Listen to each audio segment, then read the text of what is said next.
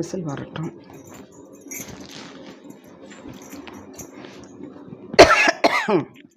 முன்னாடி முள்ளங்கி வந்து கட் பண்ணி போட்டுக்கணும்.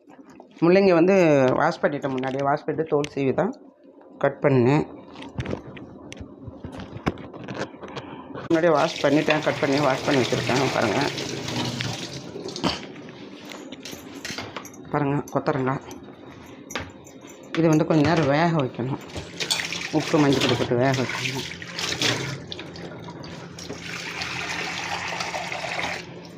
உப்பு மஞ்சள் பொடி போட்டு வேக வச்சுட்டு பாதி வந்ததும் நான் தண்ணி வடிகட்டிட்டு தாளித்து கொட்டுடுவேன். கொத்தரங்காய் பொரியல் எங்கே வச்சேன்? லைட்ரு. கொத்தரங்காய் பொரியல்